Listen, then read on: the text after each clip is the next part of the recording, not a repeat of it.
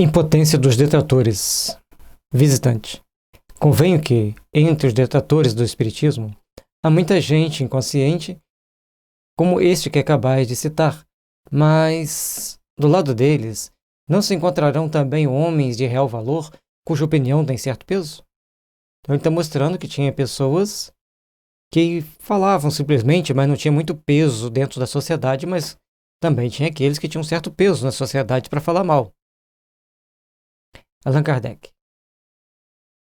Não o contesto.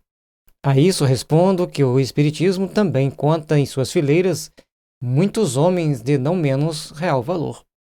Digo-vos mais que a imensa maioria dos espíritas se compõe de homens inteligentes e de estudos. Só a má-fé pode dizer que seus adeptos são recrutados entre as mulheres simples e as massas ignorantes. A doutrina espírita, quando surgiu nos saraus, nos bailes, nas festas, e ali era frequentada por uma pessoa, assim, vamos dizer, classe média alta. A partir de um determinado momento, quando Kardec começa a fazer a investigação, ele e aqueles que se tornaram amigos dele, adeptos da ideia dele, de procurar fazer uma investigação mais profunda, então eles começam a tentar achar as causas, o motivo daqueles fenômenos. Por que a mesa girava, por que ela respondia algumas perguntas.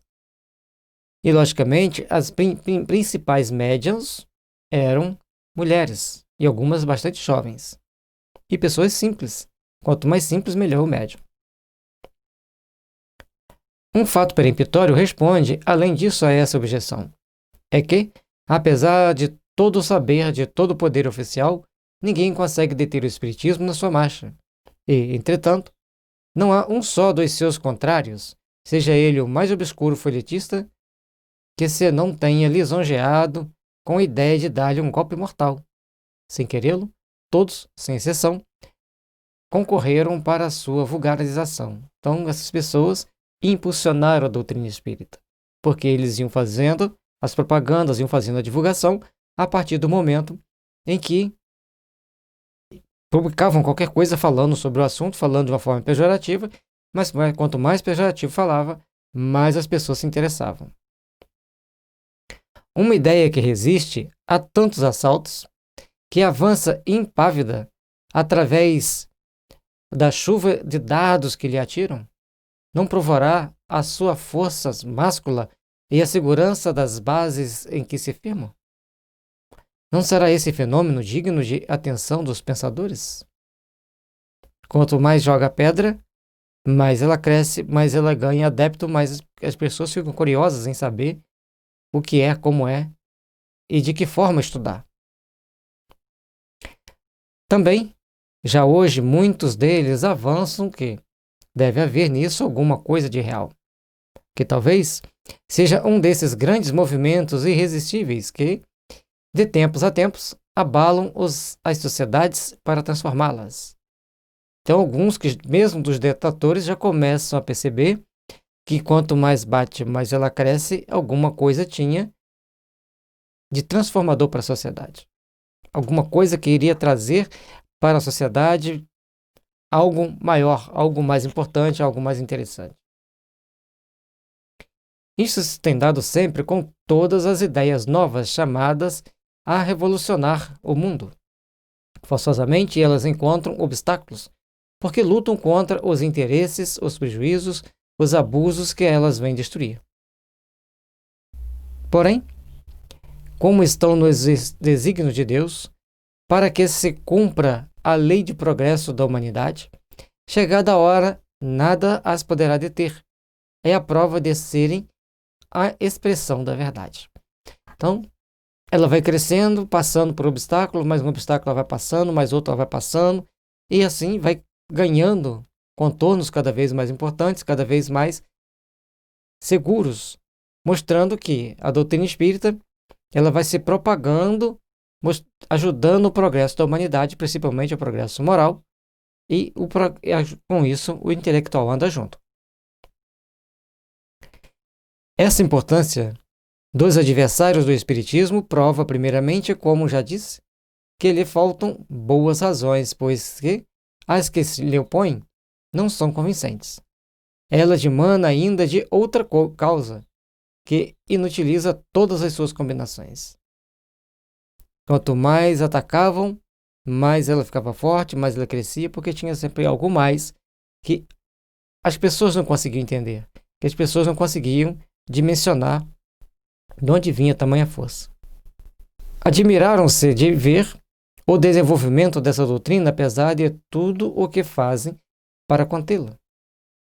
E não podem achar o motivo por não a buscarem onde ele realmente está. Uns criam encontrá-lo no grande poder do diabo.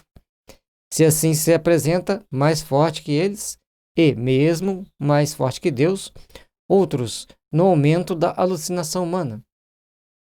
Então, começavam a trazer aspectos negativos, mas dentro dos aspectos negativos aguçava a curiosidade. É o diabo mesmo, deixa eu ir lá vê-lo.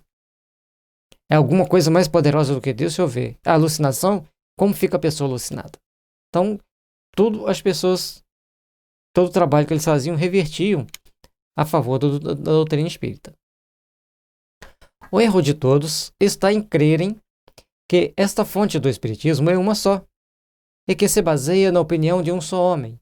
Daí a ideia de que poderão arruiná-lo, refutando essa opinião. Eles procuram na Terra uma coisa que só se acharia no espaço.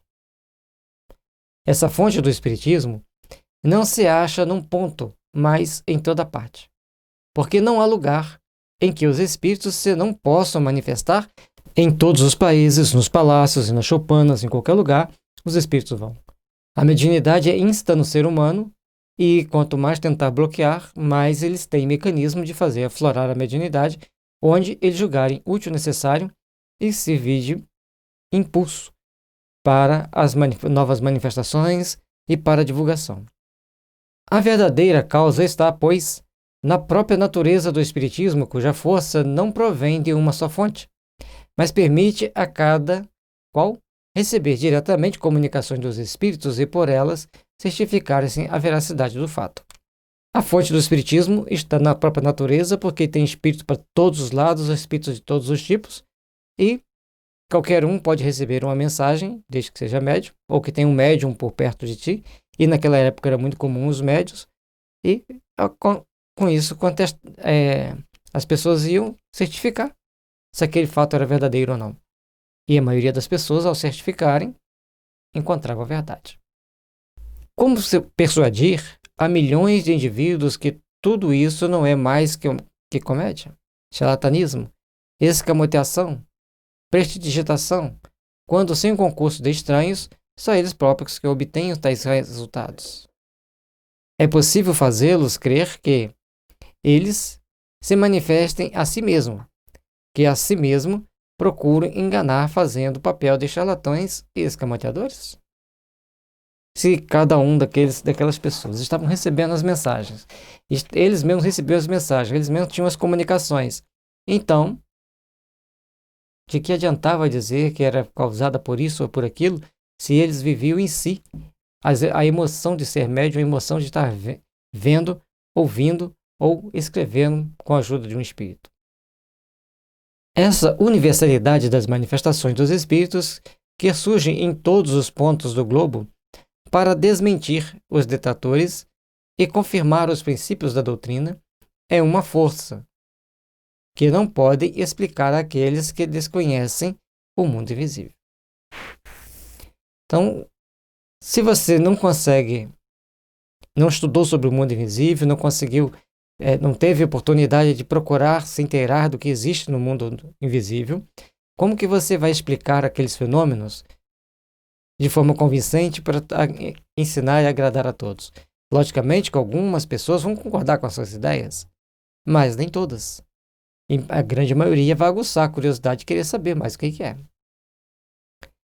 Assim como os que desconhecem as leis dos fenômenos elétricos não compreendem a rapidez com que se transmite um despacho telegráfico, é de encontro a essa força que todas as negações se vêm quebrar, porque elas se equiparam às asserções de que pretendesse afirmar aos que sentem a ação dos raios solares que o Sol não existe. Se você está no Sol, o raio solar está te queimando, como que você vai dizer que ele não existe? As pessoas não queriam acreditar no telégrafo, mas digitava de cá, saía para onde tinha que ir. Então, não adiantava desacreditar. Embora criassem um monte de teorias absurdas em torno, principalmente entre os leigos, mas lá estava o telégrafo.